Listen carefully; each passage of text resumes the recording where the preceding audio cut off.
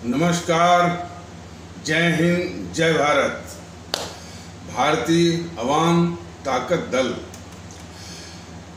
अपने भारतीय भाई बहनों अर्थात अपने देश भारत की जनता अर्थात अपनी भारतीय अवाम से भारतीयता आधारित आपसी श्रद्धा, भारतीयता आधारित आपसी स्नेह, भारतीयता आधारित आपसी प्रेम, भारतीयता आधारित आपसी अखलाक मोहब्बत, भारतीयता आधारित आपसी सहयोग, भारतीयता आधारित आपसी सम्मान, भारतीयता आधारित आपसी एकता, भारतीयता आधारित आपसी भाईचारा तथा भारतीयता आधारित आपसी सद्भाव को समझने व उसे आत्मसात करके वैसा ही और उसी अनुसार आचरण एवं व्यवहार करने हेतु और इसके समस्त भारत में प्रचार प्रसार करने हेतु और इसकी अहमियत और महत्व को प्रत्येक देशवासी को समझाकर उसे अपनाते हुए वैसा ही और उसी अनुसार आचरण एवं व्यवहार करने हेतु और प्रत्येक देशवासी को अपना ही भारतीय भाई बहन मानकर, समझकर और अपनाकर उनके साथ वैसा ही और उसी अनुसार आचरण एवं व्यवहार करने हेतु सतत, सदैव और हमेशा अदब के साथ, आदर के साथ अर्ज करता है, विनती करता है। ये भारतीय अवाम ताकत दल की कोशिश जो अपने सभी जो भारतीय भाई बहन हैं यानी देशवासी हैं उनके बीच में भारतीयता आधारित भाईचारा, अखलाक मोहब्बत, सद्भाव लाने की कोशिश अभी फिलहाल सोशल मीडिया के यूट्यूब के वीडियो के पैगाम के माध्यम से जो कर रहा है उसमें काफ़ी भाई बहन इसमें शिरकत कर रहे हैं, इसमें शरीक हो रहे हैं और ये विश्वास जता रहे हैं कि इस मुल्क में सब कुछ है,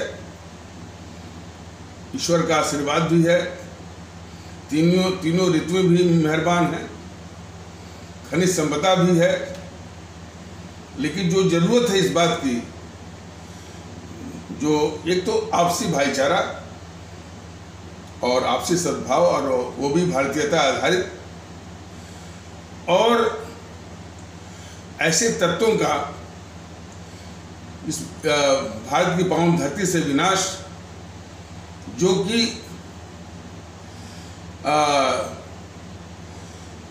जिन्हें ये भारत में भारतीयता आधारित एकता, भाईचारा, सद्भाव, अखलाक मोहब्बत, आपसी सद्भाव और वो विश्वास, भरोसा और श्रद्धा, प्रेम ये उनको नहीं सुहाता है, ये उनको अच्छा नहीं लगता है। ऐसे तत्व हैं। भारतीय जनता दल ने अपनी कोशिश के विषय में ये परिचय करवाया था अपने भारतीय भाई बहनों से कि जहां एक ओर अपने देश में भारतीयता आधारित सद्भाव, भाईचारा, अखलाक मोहब्बत लाने की कोशिश कर रहा है, साथ साथ ऐसे तत्वों की और जो मुख्यतः देश के गद्दार हैं, देश के दुश्मन हैं, जैसा कि गद्दार के भी विषय में बताया गया था कि भारतीय जनता दल का जो भी गद्दार का शब्द कहता है उसका तात्पर्य सिर्फ जो है हमारे देश भारत के खिलाफ जो गद्दारी करता है उन्हीं से है। बाकी और सब जो गद्दारी शब्द का प्रयोग करते हैं जैसा कि पहले भी कुछ बताया गया है इस विषय में कि उनके जो समूह होते हैं, कुनबे होते हैं, तो उन समूह या कुनबे के सदस्य द्वारा यदि उस कुनबे या समूह के प्रति वफादारी में या उतनी वफादारी नहीं की जाती है तो उनको सब गद्दार कहते हैं, अक्सर देखा गया। क्योंकि वो अपनी जो उनके संकुचित विचार हैं तो उसी पर उन्होंने ये परिभाषित कर दिया है। और जो राजनीतिक दल भी हैं, राजनीतिक दल खास करके जो GNPC है, गांधी नेहरू परिवार चांडाल चौकड़ी काकस, इसमें यह है कि जो उस नेहरू परिवार के प्रति भक्ति, वफादारी या चमचागिरी कह लीजिए, चमचागिरी है, उसको वो देशभक्त कहते हैं। और जो उस परिवार के प्रति वफादारी, भक्ति या चमचागिरी न कर सके या न करता हो, उसी को वो देश का गद्दार कहते हैं। और इसी सोच का ये परिणाम रहा, इसी के समानांतर कि किसी वक्त जो है वो कांग्रेस का यानी GNPC का अध्यक्ष वो इंदिरा गांधी की चमचागिरी में कह रहा है, Indira is India, Indira is India and India is Indira. और उसी प्रकार जो बीजेपी में है, बीजेपी के लोग जो प्रसारित करते हैं कि जो हिंदुत्व के प्रति वफादारी जो ये बनाए हुए हैं, जो वफादारी निभाए वो तो देशभक्त है, और जो न निभाए वो गद्दार है। तो इन संकुचित विचारों और परिभाषाओं से परे, इन संकुचित विचारों और परिभाषाओं से परे भारतीय जनता दल यह स्पष्ट रूप से अपने आदरणीय भारतीय भाई बहनों से कहना चाहता है कि जो गद्दारी शब्द का जब भी इस्तेमाल भारतीय अवाम ताकत दल करता है, उसका तात्पर्य सिर्फ अपने मुल्क भारतवर्ष के खिलाफ जो गद्दारी की बात आती है, तभी वो गद्दार शब्द का उसका तात्पर्य उसी से है। तो देश में गद्दार तत्वों का कुछ अंश है, और ये गद्दार तत्व जो है वो वल्नरेबल पोजीशंस पर भी है, यानी मार्मिक यानी स्थानों पर भी है। इसलिए भारतीय जनता दल ने कहा कि इन देश के गद्दारों को और भारत के दुश्मनों को चिन्हित करेगा भारतीय जनता दल, उनको ईयरमार्क करेगा और उनकी फितरत को और उनके विषय में देश को बताएगा कि हमारे देशवासी भी, हमारे आदरणीय भारतीय भाई बहन भी इनको पहचाने और इनके इलाज के लिए वो खुद यानी विचार करें। तो इस संबंध में ये कहना आवश्यक होगा कि जो कन्हैया कुमार करीब 5-6 साल पहले या 7-8 साल पहले जो भी है JNU के प्रांगण से इतना खतरनाक नारा लगवाया कि भारत तेरे टुकड़े होंगे, इंशाअल्लाह इंशाअल्लाह भारत की बर्बादी तक जंग जारी रहेगी, इतना खतरनाक नारा लगाया। और मैं समझता हूं कि नूपुर शर्मा के बयान, टी राजा सिंह के बयान इत्यादि जैसे बयानों पर जितना वो हल्ला होता है, जितनी उत्तेजना दिखाई जाती है, वो उत्तेजना, वो हो हल्ला, वो संवेदनशीलता जो है, जब ये घोर गद्दार कन्हैया कुमार सरेआम खुलेआम सार्वजनिक रूप से JNU के प्रांगण से इस तरह का नारा लगवाता है कि भारत तेरे टुकड़े होंगे और भारत की बर्बादी तक जंग जारी रहेगी, वो संवेदनशीलता और वो उत्तेजना बिल्कुल गायब रहती है। इक्का दुक्का जब वो उसमें लोगों को याद होगा कि कोई वकील जो है इस कन्हैया कुमार को पीट रहा था, पीटने वगैरह से कोई देशभक्ति नहीं होती है। जरूरत इस बात थी कि पूरा हमारा भारतीय समाज इसका बहिष्कार करता, कि जो कहता है कि भारत तेरे टुकड़े होंगे और भारत की बर्बादी तक जंग जारी रहेगी।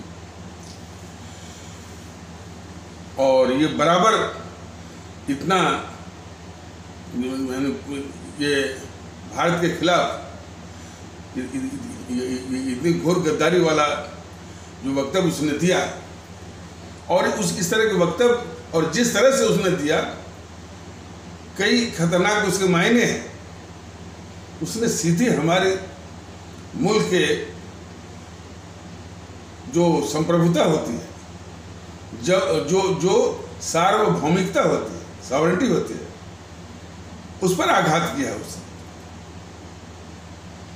तो इस संबंध में शायद ये सुना गया है कि वो कन्हैया कुमार कहता है कि ये YouTube वाले सर अर्थात मैं इसके पीछे बिला वजह पड़े रहते हैं, जबकि वो मेरे खिलाफ कुछ कहता नहीं है। भारतीय अवाम ताकत दल और मैं कन्हैया कुमार जैसे तत्वों को बस यही बताना चाहते हैं, और अपने आदरणीय भारतीय भाई बहनों को भी बताना चाहते हैं कि किसी के खिलाफ व्यक्तिगत रूप से भारतीय अवाम ताकत दल बिल्कुल नहीं है। इसके लिए व्यक्तिगत का कोई माने वो व्यक्तिगत के रूप में कुछ भी नहीं है। ये जो कुछ भी है अपने देश और आवाम के लिए है। और यदि कन्हैया कुमार मेरा मित्र भी होता और बहुत प्रिय भी होता, और होने के बाद भी जो इस तरह का नारा लगाया है, तो निश्चित है कि जब तक उसके पात्र जगह उसके ठिकाने भारतीय जनता का दल नहीं लगाएगा, बराबर इस तरह की कोशिश वो चलती रहेगी। इस संबंध में कन्हैया कुमार और हमारे आदरणीय भारतीय भाई बहन समझ लें कि तुलसीदास इतने महान कवि, समाज सुधारक भी थे, और प्रभु श्री राम जी के वो अनन्य भक्त भी थे। तो प्रभु श्री राम जी के भक्ति में एक बार उन्होंने कहा था, जाके प्रिय न राम वैदेही तजिए ताहि कोटि वैरी सम यद्य परम स्नेही।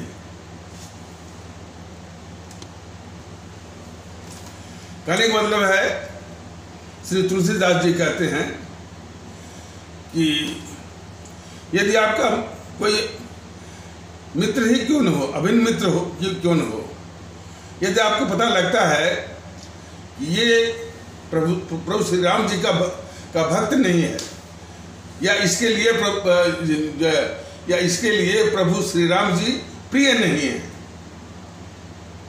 तो ये पता लगते ही तुरंत उस जो कि आपका अभिन्न मित्र भी हो सकता है, उसको करोड़ों दुश्मन के समान या करोड़ों दुश्मन की तरह उसको मानते हुए तुरंत त्याग दीजिए। इसी प्रकार हमारा मित्र ही क्यों न हो, जो ये नारा लगाता है कि भारत तेरे टुकड़े होंगे और भारत की बर्बादी तक जंग जारी रहेगी, वो हमारे लिए करोड़ों के अरबों दुश्मन के समान जो है वो त्याज्य है और घृणित है। ये कन्हैया कुमार कभी कहता है कि उसने नारा नहीं लगाया, उसने ही नारा लगाया है, और वो झूठ बोलता है। तमाम आजकल झूठ बोलने वालों का तांता लगा हुआ है, तो उसी तांता में एक ऐसा यही तत्व है झूठ बोलने वाला। अरे वो तो कहिए कि ये नकली राष्ट्रवादी मोदी महोदय सत्ता में बैठे हैं, नहीं तो कोई भी देशभक्त किस्म का यदि शासक होता, प्रधानमंत्री होता, तो कन्हैया को सफाई देने का मौका ही नहीं मिलता। वो सेना के हवाले कर दिए गए होते। और इतना ही नहीं, उसके जितने भी समर्थक हैं, वो सीताराम येचुरी, डी राजा, राहुल गांधी, केजरीवाल और यहाँ तक कि अखिलेश यादव भी जो आशीर्वाद दिए थे, वो भी सेना के हवाले हो गए होते। लेकिन जो ये नकली और धोखेबाज राष्ट्रवादी है मोदी महोदय, जो है खैर मनाइए, खैर वो मनाए, ये बैठे तो। और यही नहीं, उसके जितने भी समर्थक है, ये वो एनडीटीवी बराबर जो है उसमें ये वक्तव्य, उसके समर्थन में मैंने देखा था, उसमें शशि तरूर जो ये कह रहा है कि भारत तेरे टुकड़े होंगे, भारत बर्बादी तक जंग जारी रहेगी, शशि तरूर उसको भगत सिंह से तुलना कर रहा था। मैंने कहा ना, देश में गद्दारों की पहचान करना बहुत जरूरी है, पहचान भी करना और अपने देशवासियों को बताना भी बहुत जरूरी है। ये बहुत पुरानी बीमारी है और इसी कारण हमारे देश में कुर्बानी देने वालों की कमी नहीं है, लेकिन इन्हीं के कारण कुर्बानी देने वालों का हमेशा अपमान होता रहा है। ये कम्युनिस्ट वाले जब 62 की लड़ाई थी, अब अपने सैनिकों के लिए खून देने की बात थी, यही कम्युनिस्ट वाले, जिन कम्युनिस्टों की गोद में ये एनडीटीवी और रविश कुमार जैसे पलते हैं, उन्होंने अपने भारतीय सैनिकों के लिए खून देने से मना कर दिया। तो ये एक खतरनाक किस्म के गद्दार हैं ये कम्युनिस्ट वाले, और इन्हीं कम्युनिस्टों की गोद में बैठ करके एनडीटीवी और उसका रविश कुमार हमेशा खेलता रहता है।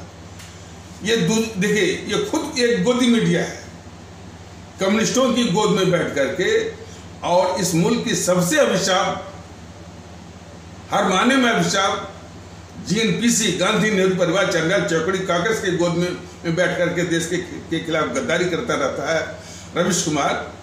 वो दूसरों को कहता है गोदी मीडिया। तो सबसे घिनौना गोदी ये एनडीटीवी और उसका रविश कुमार, और उसके और चट्टे बट्टे हैं, निधि राजदान, निधि कुलपति, अखिलेश शर्मा, श्रीनिवासन जैन, संकेत उपाध्याय, ये सब इस देश के गद्दार पत्रकार।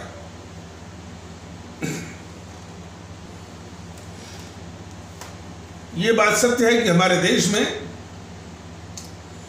एक बात थोड़ा सा अपने आदरणीय भारतीय भाई बहनों से पहले भी हम स्पष्ट कर चुके हैं, और अब फिर उसको स्पष्ट कर रहे हैं, और जब भी और आगे भी मौके आएंगे स्पष्ट करने का, वो स्पष्ट किया भी जाएगा। ये प्रयास अभी माहौल बनाने का है, लेकिन सत्ता का उपकरण हाथ में आते ही जो इस मुल्क की खिदमत करना है, जो आवाम की खिदमत करना है, उसके लिए एक स्पष्ट जो है रणनीति भी है, ब्लूप्रिंट भी है और रोडमैप भी है।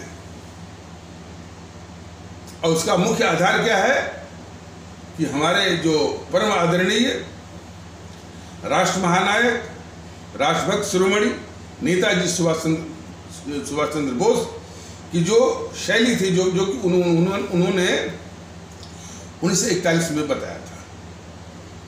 उन्होंने बताया था कि सख्ती, अनुशासन वाला तानाशाही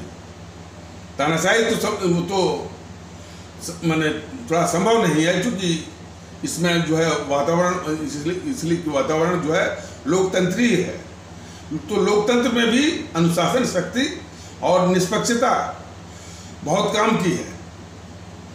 तो शासन और प्रशासन की जो पद्धति है वही हमारे सुभाष चंद्र बोस की ही है। और उसको पूरा करने के लिए हमारे जो आदरणीय सम्राट हैं, मुगल सम्राट औरंगजेब, उनकी भी शैली यही, शक्ति का, निष्पक्षता का और अनुशासन का, नियम पालन और कानून का पालन, इसी के आधार पर। तो इसी के आधार पर शासन प्रशासन सख्त, अनुशासित, निष्पक्ष और चुस्त दुरुस्त। और हमारे आदरणीय भारतीय भाई बहन, हमारे आदरणीय भारतीय अवाम भी इस बात से बिल्कुल सहमत होगी कि यदि गरीबों को न्याय देना है, आम भारतीय भाई बहनों को न्याय देना है, तो शक्ति और अनुशासन बहुत जरूरी है। तभी उनको न्याय भी मिलेगा, उनकी सेवा भी होगी और सम्मान के साथ उनकी सेवा होगी। बाकी इसका विवरण, इसका विस्तार से विवरण जो है डिटेल कहने से कोई फायदा नहीं है। जब ये भारतीय जनता दल इसी अनुसार वो करके दिखाएगा, तब लोगों को ज्यादा विश्वास होगा। आजकल अनुशासन की बात तो करिए तो कहाँ अनुशासन है? अराजकता। अनुशासन का स्थान ले लिया है अराजकता, और अराजकता को ही सब बोलते हैं कि ये लोकतंत्र है। लोकसभा में देख लीजिए, राज्यसभा में देख लीजिए, विधानसभाओं में देख लीजिए, और ये राजनीतिक पार्टियां जितनी हैं ये अराजकता पर ही जो है पर ही विश्वास भी करती हैं, और कोई भी मौका ये सब नहीं छोड़ती। इनसे दूर, अराजकता और अनुशासनहीनता से दूर, सिर्फ अनुशासन और शक्ति। लेकिन ये सब करने की चीज नहीं है, इसको लागू करने की चीज नहीं है, और उसे लागू करने से सबको लाभ होता है। आप छोटा सा उदाहरण देख लीजिए कि जैसे मान लीजिए दिल्ली वगैरह में ये रेड सिग्नल, लाल बत्ती, ये काम करना मान लीजिए बंद कर दे, तो इधर से भी ट्रैफिक, इधर से भी ट्रैफिक, उधर से भी ट्रैफिक, इधर से भी ट्रैफिक आकर के जाम कर देंगे। जिनको बड़ी जल्दी रहती है वही लोग जो है घंटों कई घंटों उस जाम में फंसे रहते हैं। वो किस चीज का द्योतक है? अराजकता का, अनुशासनहीनता का। तभी कोई पुलिस वाला आता है डंडा लेकर के, एक डंडा उनको लगाता है, एक डंडा उनको लगाता है, और पीछे करता है, ट्रैफिक को क्लियर करता है, और वो ट्रैफिक जो है वो स्मूथ तरीके से निकल जाती है। तो एक नमूना है कि अनुशासन से, शक्ति से सबको आराम मिलता है। सिर्फ तकलीफ किसको होती है? जो अपने को दादा कहते हैं, जो अपने को रसूख वाले कहते हैं, माफिया कहते हैं, उनको तकलीफ होती है। और एक विशेषता और रहती है कि यही दादा लोग, रसूख लोग और माफिया लोग, जिनको तकलीफ होगी अनुशासित व्यवस्था में, शक्ति वाली व्यवस्था में, वही आम जनता को भड़काते हैं। जिसे राहुल बोलता है ना, राहुल जब तक इस देश को लूटता रहा, सारी संस्थाओं को बंधक बनाता रहा देश के साथ, तो तब भी गद्दारी करता था, अभी भी गद्दारी कर रहा है। तो तब जो है, तब वो लोकतंत्र था। जब हर वक्त जो है लोकतंत्र की हत्या हुई एनपीसी वालों के द्वारा, गांधी नेहरू परिवार चंडा चौकड़ी वालों के द्वारा, और लोकतंत्र की हत्या का पूरा इतिहास है, तो उसको ये राहुल गांधी बोलता रहा कि वो लोकतंत्र था। न्यायपालिका का जो है वो और न्यायिक व्यवस्था का, संविधान का हमेशा उल्लंघन करता रहा, बोलता था कि वो संविधान था। और जब आज उसके सम्मान की बात है तो ये उल्टा बोलता है कि संविधान नहीं है, लोकतंत्र नहीं है। तो खैर, ऐसे झूठ बोलने वालों को, अफवाह फैलाने वालों को भारतीय जनता दल बराबर का, इनको पहचानिए, ये देश के शत्रु हैं। तो तो बताया जा रहा था कि जब भी हमारे देश में शक्ति होगी और अनुशासन का वातावरण होगा, आम जनता को, गरीब जनता को आराम रहेगा, उसको पूरी सेवा मिलेगी, उसको पूरी इज्जत के साथ, भारतीय नागरिक की इज्जत के साथ उसको सेवा मिलेगी और बारी और बराबरी का पालन होगा। और लेकिन तकलीफ किसको होगी? रसूख वालों को, दादाओं को, माफिया वालों को। और वही दादा माफिया और रसूख वाले कहेंगे, जैसे कि राहुल गांधी बोलता है कि लोकतंत्र नहीं है। जब शक्ति अनुशासन होगा तो उसी को बोलेगा लोकतंत्र नहीं। और अराजकता को ये लोकतंत्र कहता है। अराजकता और अनुशासनहीनता वाले वातावरण को, लोकतंत्र वातावरण को राहुल गांधी जैसे गद्दार जो है उसको लोकतंत्र कहते हैं। शक्ति और अनुशासन हो तो राहुल गांधी जैसे गद्दार उसको बोलते हैं कि लोकतंत्र नहीं है। और जहां इनका स्वार्थ नहीं सदता है, न्यायपालिका जब न्यायपालिका जब इनका पक्ष लेती थी और जब इनके अनुसार फैसले करती थी तब न्यायपालिका में इनका विश्वास था।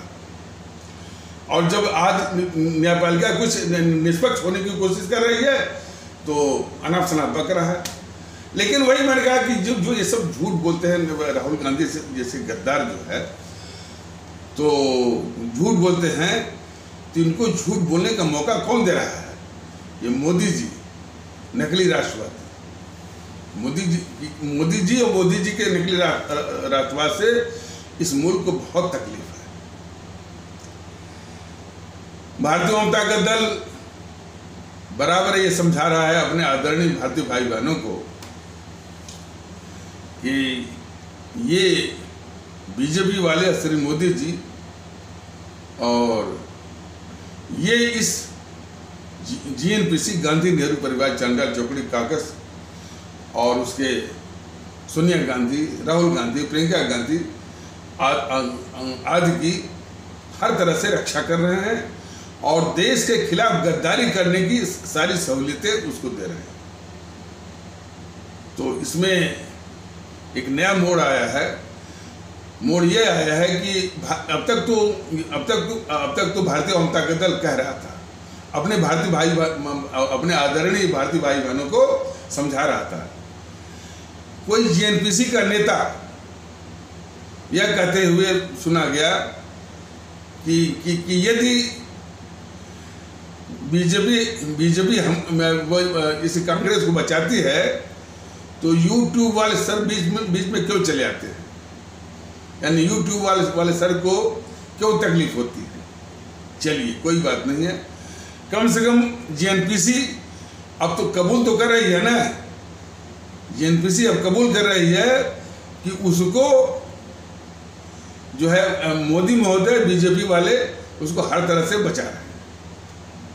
और वो दिन दूर नहीं कि जब बीजेपी के लोग भी यह कबूलना शुरू कर देंगे, स्वीकारना शुरू कर देंगे कि वो जो है इस मुल्क की सबसे बड़ी अभिशाप और सबसे बड़ा जो है सबसे बड़ी दुश्मन और इस देश की गद्दार और लुटेरी भी उस जीएनपीसी को बीजेपी वाले बचाते हैं। वो दिन दूर नहीं। और जनता के सामने बस यही चीज तो बतानी थी, यही बतानी और हमारे आवाम को जानना था कि राष्ट्रवाद का मुखौटा पहन करके ये बीजेपी मोदी महोदय देश की जितनी भी घातक हमारे देश की दुश्मन ताकतें हैं उनकी रक्षा करते हैं राष्ट्रवाद के नाम पर। तो अब जैसे कन्हैया कुमार है, कितना बड़ा गद्दार है कि जो सीधे कह रहा है कि भारत तेरे टुकड़े होंगे। इस कन्हैया कुमार जो आज इस हालत में पहुंचा है कि एक और तो वो नारा भी लगवाया उसने कि भारत तेरे टुकड़े होंगे और भारत की बर्बादी तक जंग जारी रहेगी। और फिर मोदी जी और जो न्यायपालिका की जो व्यवस्था है वो और उसकी जो कार्यशैली है उसके अनुसार और उसके परिणाम के अनुसार वो देश में छुट्टा घूम रहा है। यही तो मोदी महोदय के राष्ट्रवाद की निशानी है। मोदी महोदय के या बीजेपी वालों के राष्ट्रवाद की सबसे बड़ी निशानी है कि इस देश का इतना बड़ा गद्दार कन्हैया कुमार, जो कि सरेआम माने जनू प्रांगण से नारा लगवाया कि भारत तेरे टुकड़े होंगे, भारत की बर्बादी तक जंग जारी रहेगी, वो सरेआम इस देश में घूम रहा है। तमाम यानी यूट्यूब चैनलों पर उसके वक्तव्य आ रहे हैं और वो टॉक शो चल रहे हैं, लोग उसके प्रलाप को सुन रहे हैं। ये सिर्फ जो है मोदी जी की इस देश के खिलाफ गद्दारी के नमूने स्पष्ट रूप से। और कन्हैया कुमार भी जरा बता दें, वो गद्दार कन्हैया कुमार भी बता दें कि जिसके लिए काम करते हैं हमारे देश में, जिसके लिए हमारे देश के खिलाफ गद्दारी करते हैं, मतलब जिस चीन के लिए ये एजेंडा चीन का ही है, वो चीन का ही एजेंट है, वो हमारे दुश्मन चीन का ही एजेंट है वो कन्हैया कुमार। तो ये सवाल है कन्हैया कुमार जैसे गद्दारों से भारतीय अवाम ताकत दल का कि जिस चीन के लिए जिस दुश्मन चीन के लिए तुमने ये नारा लगवाया, क्या तुम चीन में जा करके यही नारा लगवा सकते हो कि चीन तेरे टुकड़े होंगे और चीन की बर्बादी तक जंग जारी रहेगी? बोल कन्हैया कुमार, तुम ऐसा नारा लगवाने की हिम्मत जो है चीन में कर सकता है। और वैसा ही सवाल ये बीजेपी वालों से और मोदी महोदय से है कि जरा बताइए कि भारत के अलावा अमेरिका है क्या? अमेरिका में कोई कि अमेरिका तेरे टुकड़े होंगे, अमेरिका की बर्बादी तक जंग जारी रहेगी, ऐसा नारा लगाने वाला क्या जिंदा वो बचता वहां पर? कि आप जैसे राष्ट्रवाद के नाम पर इस देश के दुश्मन, देश के गद्दार मोदी जैसे कि कन्हैया कुमार जैसे लोग वो खुलेआम घूम रहे हैं ये नारा लगाने के बाद भी कि भारत तेरे टुकड़े होंगे, भारत की बर्बादी तक जंग जारी। अरे ये सबसे बड़ा नमूना है।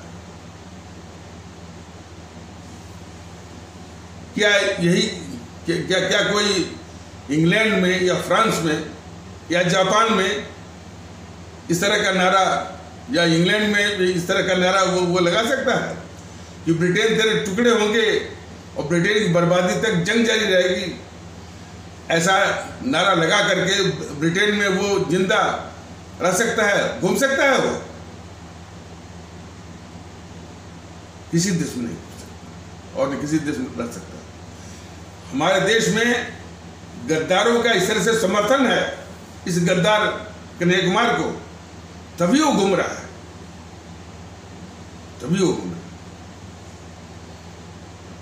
जितने भी लोग हैं इस मुल्क से जो मोहब्बत करते हैं, मुल्क की सलामती की चिंता करते हैं, उनको ये बहुत तकलीफ है कि कन्हैया कुमार जैसे लोग सरेआम नारा लगाने के बाद भारत तेरे टुकड़े होंगे, भारत की बर्बादी तक जंग जारी रहेगी, किस तरह से उसको समर्थन मिल रहा है इन गद्दारों के द्वारा। तो भारतीय अवाम ताकत दल जैसा कि ये बता चुका है कि देश में गद्दारों को चिन्हित करेगा और अपने अवाम को बताएगा कि देखिए ये गद्दार हैं, इनको ठीक से पहचानिए। और इस बीजेपी के लाख कोशिश कि सारे गद्दारों को पालना भी, पाल के रखना, पाल पोष भी रखना, और वो गद्दार के रूप में न जाने जाएं, उनको कोई गद्दार न कहे, इसकी भी साजिश करना, ये बीजेपी कर रही है, राष्ट्रवादी बन करके, राष्ट्रवाद का मुखौटा पहन करके।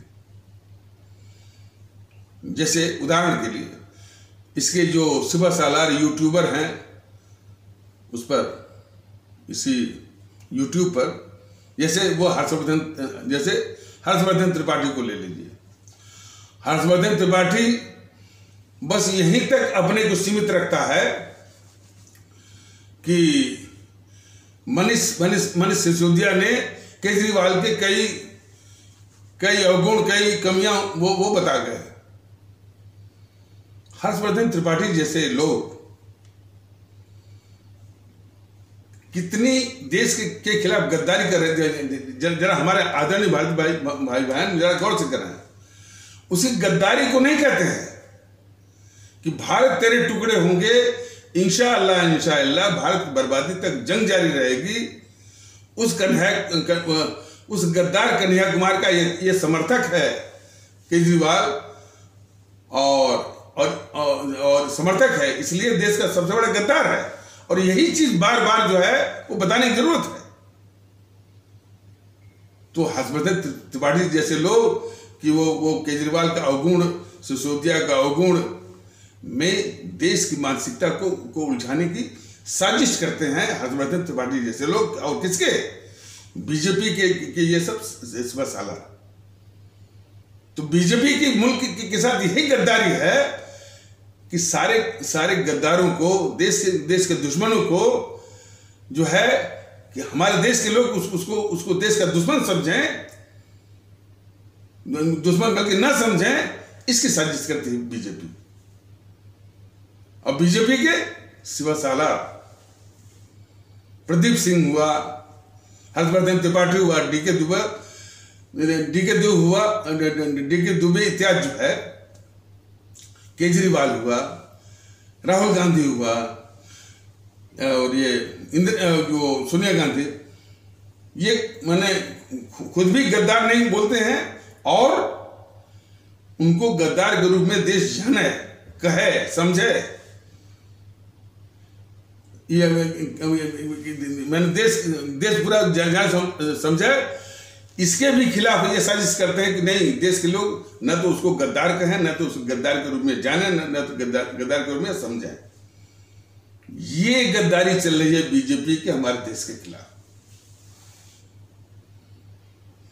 ये तो कई बार ये सवाल किया गया।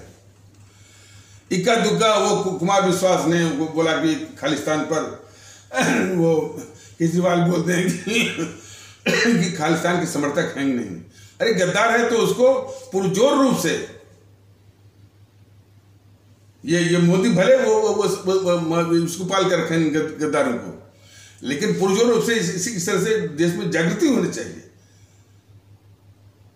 संवेदनशीलता होनी चाहिए, संजीदगी आनी चाहिए कि जनमत इसको जो है इस गद्दार को लात मार करके भारत के बाहर कर दे। और उसी को नहीं करे, राहुल गांधी को भी। अब इन देश के गद्दारों का जैसे मैंने बताया, इनका एक इतिहास रहा है, इनका एक इतिहास रहा है। अंग्रेजों के आने के बाद वो सारे गद्दार जो है, जो इस देश के खिलाफ गद्दार थे, वो सामने वो निकल के बाहर सामने आ गए। वो अंग्रेज जो है इन गद्दारों को प्रिय होने लगे और अपने देश के लोगों के खिलाफ, जैसा कि भारतीय जनता दल ने बताया, सन 1757 वाला प्लासी का युद्ध, और उसमें लोगों का जो तमाशबीन थे, वो प्लासी के मैदान के चारों ओर जो भीड़ थी, जो लोग थे, जैसा कि अटल बिहारी वाजपेयी किसी भाषण में जो लोकसभा में बता रहे थे कि 1 लाख लोग तमाशा देख रहे थे। वो तमाशा बहुत कुछ कहता है कि वो भीड़ जो है दुश्मन अंग्रेज, दुश्मन ईस्ट इंडिया कंपनी, दुश्मन क्लाइव को इस देश का दुश्मन नहीं मान रही थी। वो भीड़ अपने ही देश के नवाब सिराजुद्दौला को दुश्मन मान रही थी। उसी मानसिकता की उपज आज भी है। ये एनडीटीवी हमेशा इस देश के खिलाफ और जो है दुश्मन चीन देश के खिलाफ, चीन के खिलाफ और चीन के प्रति जो है वो चीन के प्रति वफादारी, कम्युनिस्टों अच्छा और कम्युनिस्टों की तो संस्कृति है कि भारत इसी देश में रहेंगे, इसी देश का खाएंगे, इसी देश की सारी सुविधाओं व्यवस्थाओं का लाभ भी उठाएंगे और इसी देश के खिलाफ जो है वो वातावरण बनाते रहते हैं। तो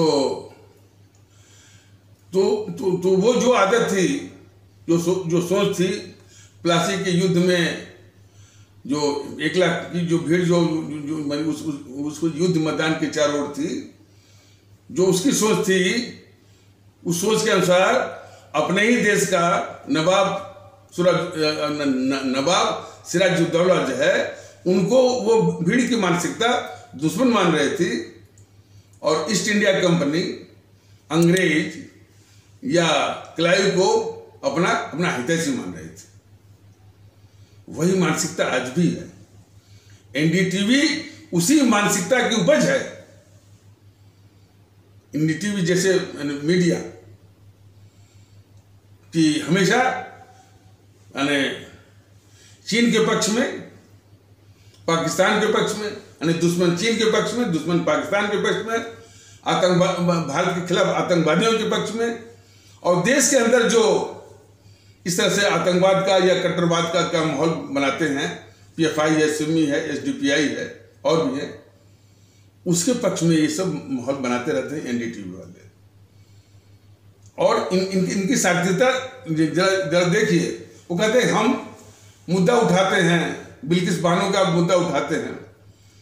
बिल्किस बानो, चूंकि बानो लिखा हुआ है तो थोड़ी हमदर्दी कुछ तबके से, अरे भाई कितने बलात्कार के धंधे होते हैं, मैंने इस तरह के अत्याचार होते हैं, सबका केस उठाते हैं। राजस्थान में से तमाम रिपोर्टें आती हैं कि वो हमारे जो पिछड़े भारतीय भाई बहन हैं, उस तबके के जो बच्चियां हैं, महिलाएं हैं, उनके खिलाफ इस तरह का अमानुषिक अत्याचार होता है, तब ये एनडीटीवी जो है सुट रहता है। तो इस तरह के मैंने झूठा एक उसका दावा और उसकी बातें, और भारतीय जनता दल जो है उसका जवाब देने के लिए नहीं है, लेकिन इतना जरूर है कि एनडीटीवी जैसे जो मीडिया है और उसके कई सिपहसालार भी हैं, उनको बेनकाब करना और हमारे भारतीय भाई बहनों को परिचय कराना बहुत जरूरी है। ये एनडीटीवी दूसरों को बोलता है गोदी मीडिया, माने गोद में बैठ करके। ये खुद एनडीटीवी इस गद्दार जीएनपीसी, गांधी नेहरू परिवार चंदा चौकड़ी कागज की गोद में बैठ करके 60-70 सालों से जो है इस जीएनपीसी की जो इस देश को बेतहाशा लूटा है। देश को मालूम है कि आज की तारीख में इसकी लूट का जो राशि है, अमाउंट है, विदेशी बैंकों में काले धन के रूप में 1200 से लेकर 1300 लाख करोड़ की लूट है। और अपने देश में भी मैं समझता हूँ कि उसका दुगना जो काला धन होगा, उसी की लूट का परिणाम है। इतनी बड़ी डकैत और देश की गद्दार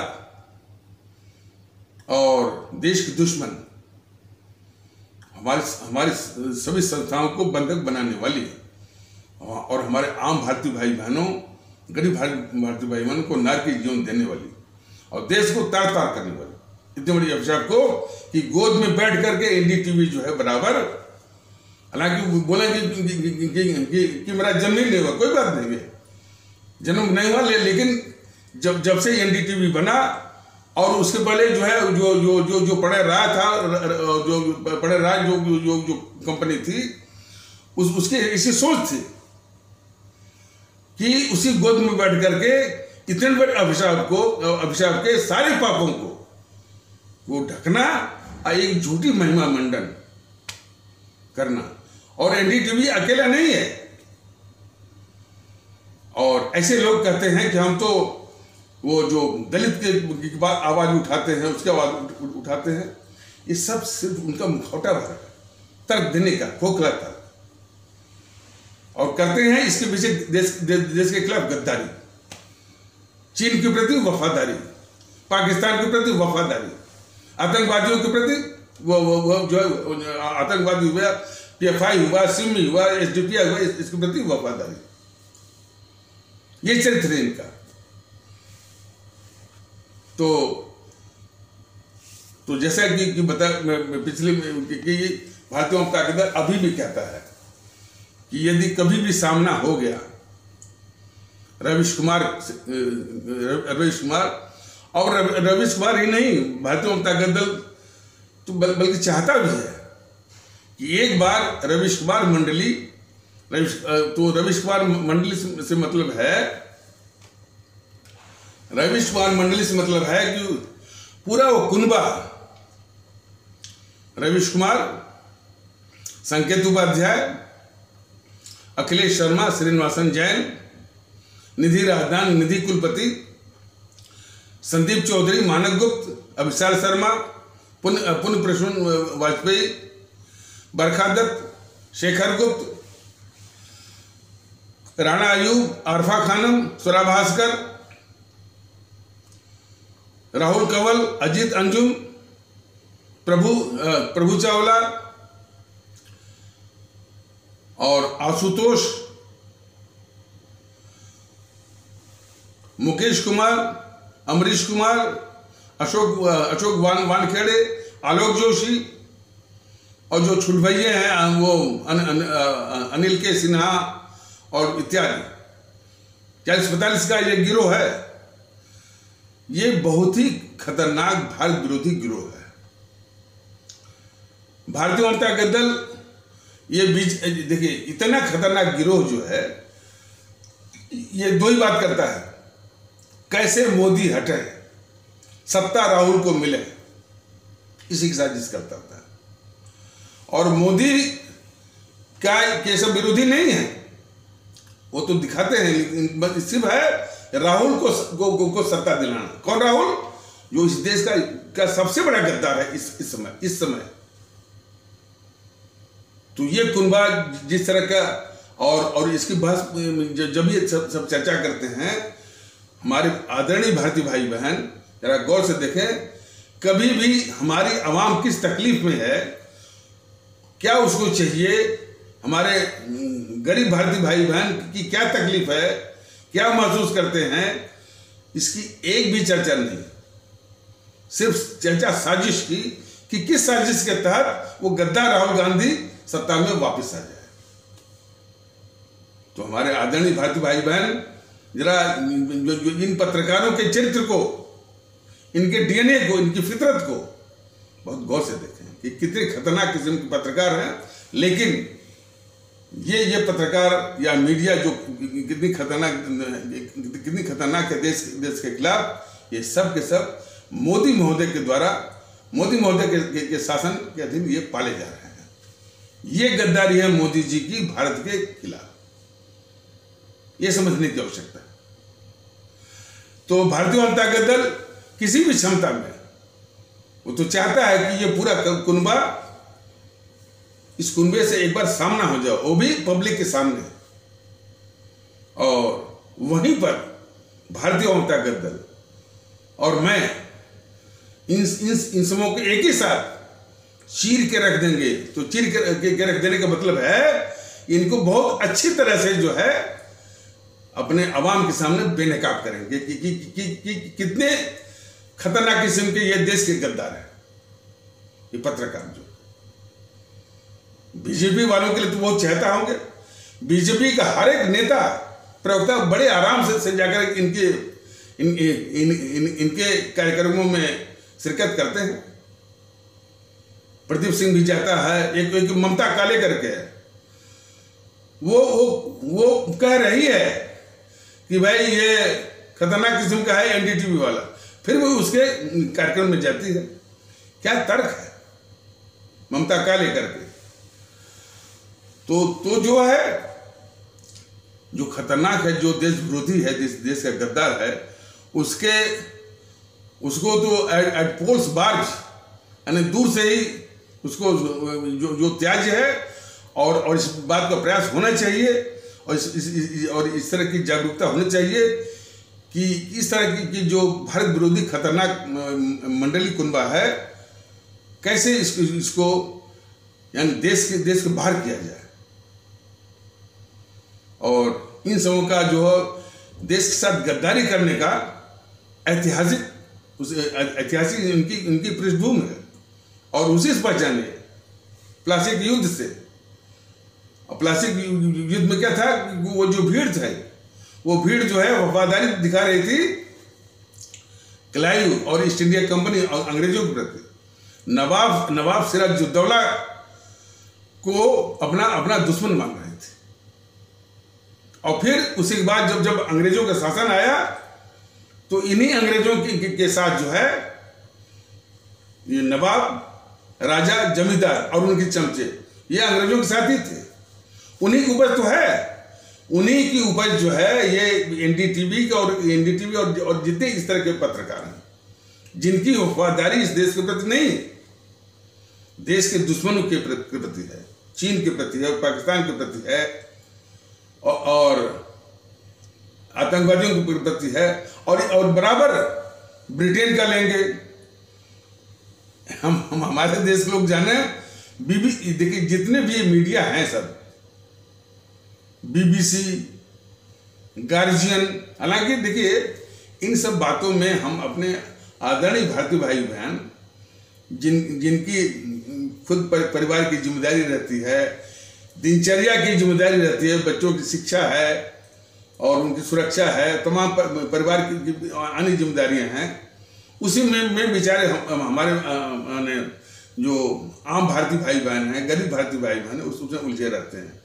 उनको इस सब उलझी हुई बातों से मैं उनको जरा भी उलझाना नहीं चाहता। मैं तो इसको बहुत सरल भाषा में थोड़ा पहचान जरूर करना चाहता हूं कि ये देश के दुश्मन है।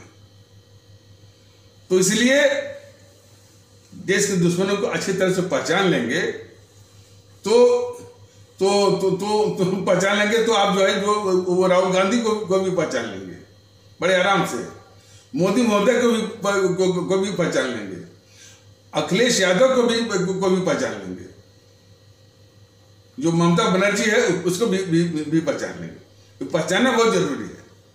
जब तक अच्छी पहचान होगी तो उसी अनजाने में तो इनको समर्थन मिल रहा है। ये देश के कितने भी बड़े दुश्मन हों, एक बार जब इनको वोट मिल जाता है तो ये तन जाते हैं चौड़े हो करके। यही तो गलती हमसे हो रही है, हमसे आपसे। ये एनडीटीवी मीडिया जैसा माहौल बनाती है, देश के लोग इससे पूछें कि तुम जिसके लिए माहौल बनाते हो उसके चरित्र को तो जानते होगे ना। जिस कांग्रेस के लिए जो है ये माहौल सब बनाते हैं और कितना झूठ कि कांग्रेस ने आजादी की लड़ाई लड़ी।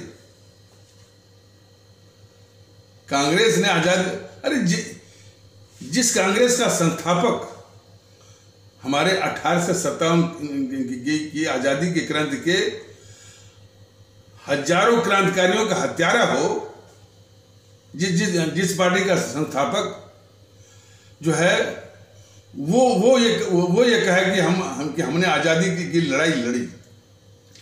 जिस कांग्रेस के चार राष्ट्रीय अध्यक्ष जो है वो महारानी विक्टोरिया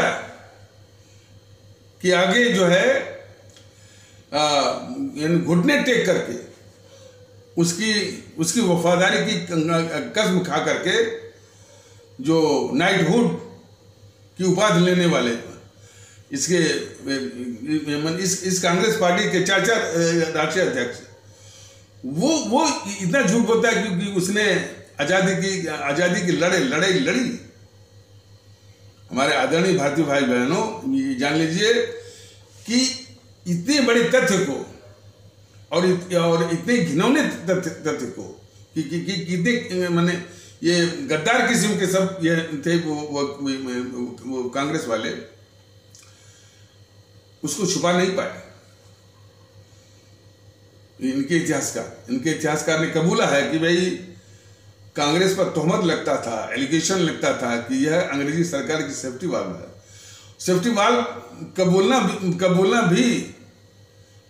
ही बहुत कुछ कहता है।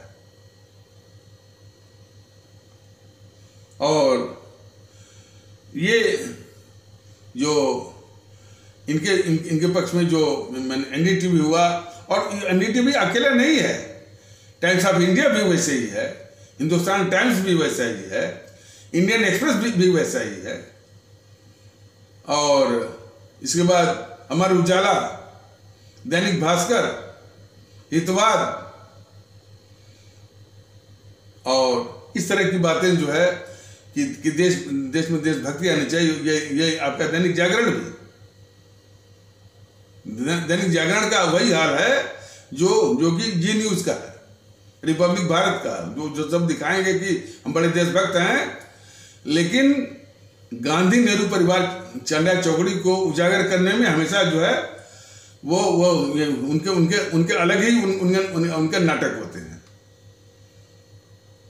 वो छुट भैया किस्म के मैंने समाजवादियों के और केजरीवाल के पीछे तो बढ़ जाएंगे रिपब्लिक भारत वाले, लेकिन जब भी गांधी नेहरू परिवार चंदा चौकड़ी की बात आएगी, या तो सुट हो जाएंगे या तो इनकी अलग से नौटंकी शुरू हो जाती है।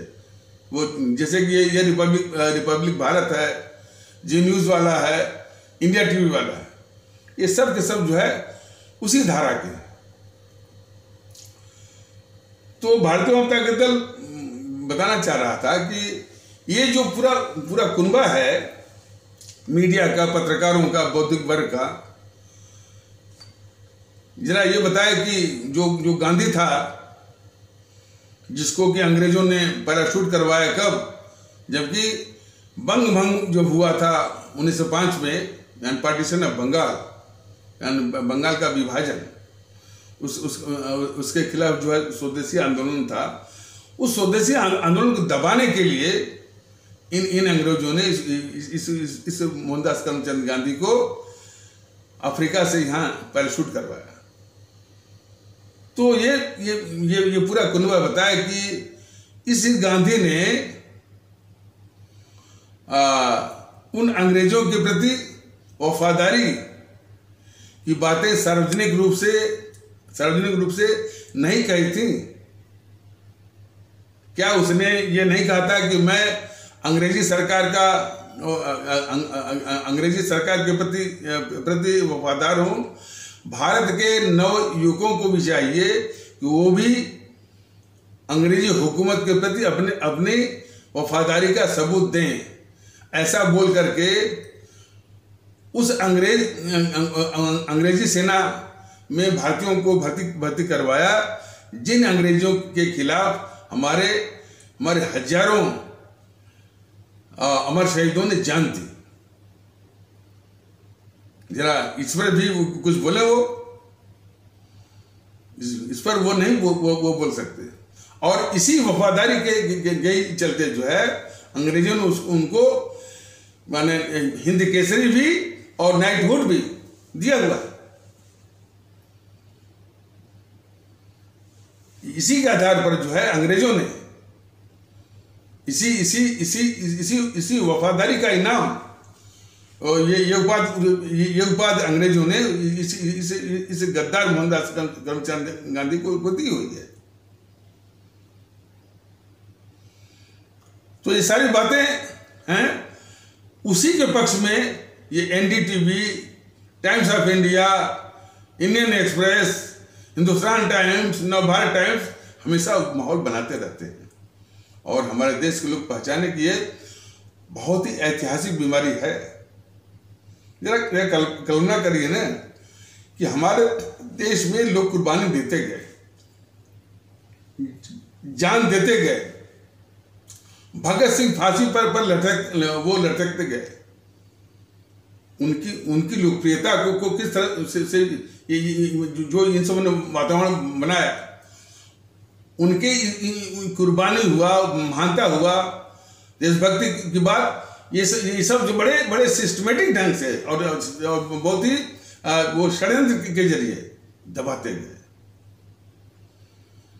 तो उसका एक ऐतिहासिक जो है या हिस्टोरिकल एक वो लीनिएज है इसका। लेकिन भारतीय जनता दल जो काम हमारे शहीद आजम भगत सिंह, हमारे सुभाष चंद्र बोस, हमारे अशफाक उल्लाह और हमारे चंद्रशेखर आज़ाद छोड़ गए थे, उसी काम को ये इसने अपने हाथ में लिया है और इन देश के दुश्मनों को, काले अंग्रेजों को का विनाश जरूर करेगा। इस बात को हमारे आदरणीय भारतीय भाई बहन जरूर समझें और उसके लिए हमारे भारतीय भाई बहन शुद्ध रूप से भारतीयता के वातावरण के महत्व को समझें। और इसीलिए कहा जा रहा है कि भारतीयता के माहौल को समझने के लिए अपने को हिंदू हिंदू कहना छोड़ें, अपने को मुस्लिम मुस्लिम कहना छोड़ें, अपने को ठाकुर ठाकुर ब्राह्मण ब्राह्मण कहना छोड़ें, अपने को बंगाली और बंगाली, असमिया असमिया, पंजाबी पंजाबी, सिख बोलना छोड़ें, अपने को तमिल तमिल बोलना छोड़ें। तब जाकर के देश के दुश्मनों का नाश संभव हो पाएगा और आपके अनुसार जो है वातावरण बन पाएगा। ये चीज बराबर भारतीय जनता दल बता रहा है और इस संबंध में कुछ जागृति हो रही है, लेकिन उस जागृति की गति थोड़ी धीमी है। अभी कई ऐसे तबके हैं जो कि अभी इसे छूते हैं। ये सुनने को मिला है कि कुछ डॉक्टर लोग इसको देखते हैं, बस तारीफ करके छोड़ देते हैं, हाँ भाई अच्छा है। तारीफ से काम नहीं चलने वाला है, इसकी जागृति पैदा करनी चाहिए।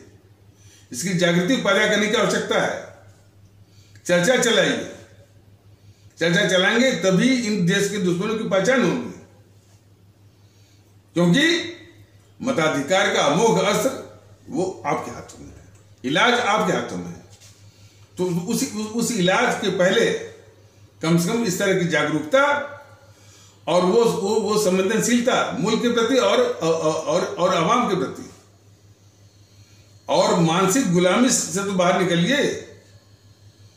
मानसिक गुलामी से तभी आप बाहर निकल सकते हैं जबकि जाति के प्रति, संप्रदाय के प्रति, भाषा और प्रांत के प्रति और उसके प्रति संवेदनशीलता शून्य करिए। सिर्फ राष्ट्र के प्रति और अपनी पूरी आवाम के प्रति संवेदनशीलता को जगाइए, विकसित करिए, पैदा करिए, मजबूत करिए। तभी जाकर के देश के दुश्मनों का, देश के गद्दारों का, जिनकी उनकी ऐतिहासिक उनका रिकॉर्ड रहा है, उनकी पृष्ठभूमि रही है, ये समाप्त होंगे। बगैर उनके समाप्त हुए इस देश को चैन नहीं मिल सकता। और वो तरह तरह से ये देखिए, ये तो रहा जो कि गद्दारी करते हैं, मैंने एनडीटीवी और उसके पत्रकारों की बात बताई गई। तो खुले रूप में जो है वो यानी बिल्कुल सरेआम चीन के प्रति, दुश्मन चीन के प्रति जो है वफादारी का, दुश्मन पाकिस्तान के प्रति, दुश्मन पाकिस्तान के पक्ष में माहौल वो बनाना, आतंकवादियों के पक्ष में यानी माहौल बनाना, और उनके हमेशा जो है वो तरफदारी करना, और देश के अंदर जो कट्टरवाद जो पैदा करते हैं पीएफआई, सिमी और एसडीपीआई, उनके पक्ष में, और जो ये नक्सली आतंकवादी हैं इनके भी पक्ष में। नक्सली आतंकवादियों को ये एनडीटीवी जैसे कम्युनिस्ट वाले जैसे बोलते हैं कि आतंकवाद नहीं है।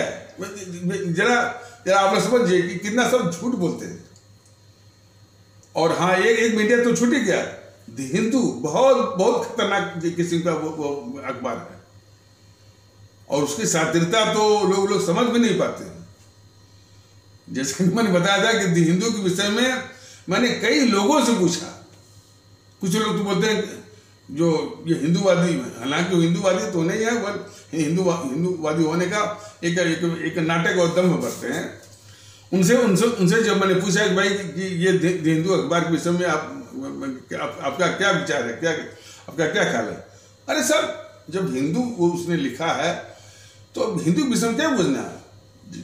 जैसे गाय मेरे लिए पूज है तो वो अखबार भी पूज है, और वो जानबूझ करके द हिंदू नाम इसलिए लिखा कि कम से कम उसको एक ढाल मिल जाए कि जो हिंदू के नाम पर जो है वो पूरा दिमाग अपना जो खाली कर देते हैं, तो इस तरह की मानसिकता वाले जो है वो द हिंदू कितना इस देश का गद्दार और खतरनाक मीडिया है, उसकी ओर इस मानसिकता का ध्यान ही नहीं जाएगा, उससे ये बच जाएगा। ये तो जानबूझ के द हिंदू वाले ने अपना नाम द हिंदू रखा है। वो तो एक बार वाकया हुआ कि वो AP high court, Andhra Pradesh high court के एक वकील ने हमको बुलाया था अपने इसी राष्ट्रभक्ति और भारतीय एकता के विषय पर स्पीच के लिए, भाषण के लिए। तो लंच के दौरान हमने पूछ बैठा कि भाई ये द हिंदू अखबार तो दक्षिण भारत में बहुत लोकप्रिय है, और क्या ख्याल है आप जैसे लोगों का? तो उन्होंने कबूला कि यह चीन के विषय में बहुत कुछ लिखता है, चीन के पक्ष में बहुत कुछ लिखता है। पहले मिले। अब जरा बताइए कि इतना खतरनाक द हिंदू पेपर, उसके प्रति लोगों की माने वो इतना जानकारी का भाव उसको भी नहीं जान पाते कि भाई ये देश का गद्दार पेपर है। इतना ही नहीं, आईएएस की तैयारी करने वाले सिविल सर्विसेज के एस्पिरेंट जो है उनका चहेता पेपर है द हिंदू। तो बीमारी किस कदर घुसी हुई है, यही बताने की, यही चिंता कराने की कोशिश बराबर भारतीय जनता दल अपने आदरणीय भारतीय भाई बहनों के साथ कर रहा है। द हिंदू पेपर इस देश का इतना खतरनाक मीडिया, वो हमारे जो ब्यूरोक्रेसी है, जो ब्यूरोक्रेसी में जाने की तैयारी करते हैं, आईएएस आईपीएस जो तैयारी करते हैं, उनका वो चहेता पेपर है। चहेता इसलिए कि थोड़ी अंग्रेजी अच्छी लिखता है, उसका जो एडिटोरियल है, संपादकीय अच्छी अंग्रेजी वाला होता है, और किसी खास दिन या थर्सडे वगैरह को या मैंने बृहस्पतिवार को कुछ साइंस, टेक्नोलॉजी, इतिहास, भूगोल इत्यादि की जो सिविल सर्विसेज में काम आते हैं, उसकी सामग्री जो है वो लाता रहता है। तो उनका वो चहेता पेपर है, और वो सब नहीं जानते हैं, वो सिविल सर्विसेज एस्पिरेंट वाले या जो जन्मते हुए ब्यूरोक्रेट जो है कि ये इस तरह की सामग्री परोस करके किस तरह की मानसिकता वो भरता है उनके दिमाग में। इसीलिए तो ब्यूरोक्रेसी में भी चीन के प्रति, चीन के खिलाफ कोई वातावरण, चीन के खिलाफ कोई वातावरण नहीं बनता। तो ये जो है देश के खिलाफ गद्दार जो है, और उनकी पैठ कैंसर की तरह जो है हमारी व्यवस्था में कैंसर की तरह किस तरह से फैली हुई है। हमारे आदरणीय भारतीय भाई बहन जरा समझे, ब्यूरोक्रेसी में, अरे जेएनयू के तमाम प्रोडक्ट जो है ये इसमें ब्यूरोक्रेसी में भी और जुडिशरी में भी, न्यायपालिका में भी, और मीडिया और बौद्धिक वर्ग में तो है ही। तो हमारा देश जो है जो जो देश के गद्दार हैं वो और विभिन्न मार्मिक और महत्वपूर्ण पोजीशंस पर को जो ऑक्युपाई किए हुए हैं, हमारा देश वो बहुत खतरे में है। लेकिन भारतीय जनता दल भले इसके बाद अभी संसाधन नहीं है, फिर भी अपनी अपनी अपनी आवाम पर भरोसा है कि वो अपनी आवाम को समझाएगा और देश के गद्दारों की पहचान वो करवाएगा जरूर। इनका विनाश बहुत जरूरी है। लेकिन जरा देखिए, भारतीय जनता दल इन देश के गद्दारों की पहचान करवा रहा है। हालांकि ये पहचान कराना इस YouTube के माध्यम से मुमकिन नहीं है, बहुत बड़ी गाथा है। इन बीजेपी वालों को देखिए, ये सारे देश के गद्दार इनको गद्दार नहीं देखते हैं। इनकी पूरी समस्या जो है इनको दिखती है हमारे इस्लाम आस्था वाले भारतीय भाई बहनों से। इनकी मानसिकता को जरा देखिए ना। इनको ये अपने कुनबे में ये पट्टी पढ़ाया करते हैं कि देश की समस्या सिर्फ इस्लाम आस्था वाले भारतीय भाई बहनों से है, और वो गंदगी जो रिटायर्ड हैं यूपीएससी के product IAS, IPS, IRS, engineering services, retire होने के बाद जो उन्होंने अपना सोशल मीडिया का जो ग्रुप वो बनाया हुआ है, उसमें इस तरह की तमाम गंदगी फैल रही है जिसमें हमारे इस्लाम आस्था वाले भारतीय भाई बहनों को निशाना बनाते हैं।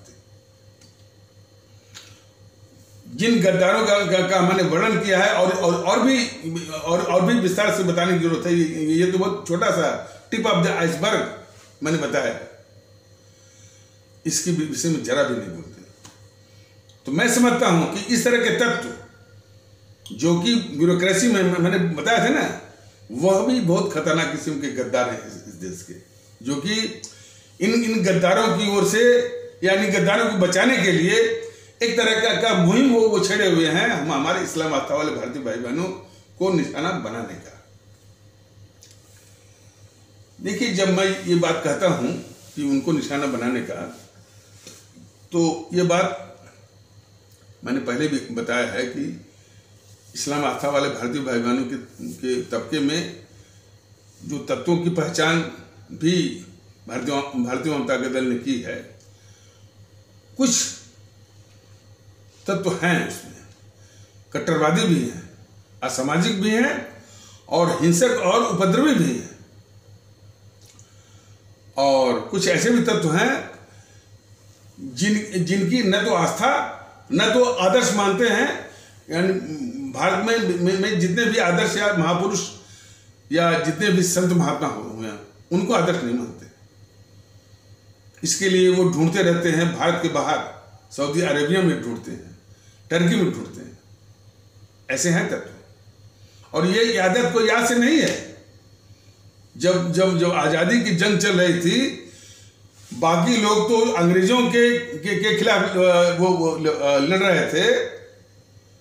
मैंने हमारे हिंदू सनातन और हमारे इस्लाम आस्था वाले भारतीय भाई बहन मिलकर के जिनके के नमूने कौन थे? सैफुद्दीन किचलू साहब थे, हमारे हजरत मोहानी साहब थे, एम ए अंसारी साहब थे, ये लोग थे। लेकिन इसी इस्लाम आस्था वाले भारतीय भाई बहनों का एक तबका था कि जिसको इस तरह की जंग से कोई मतलब नहीं।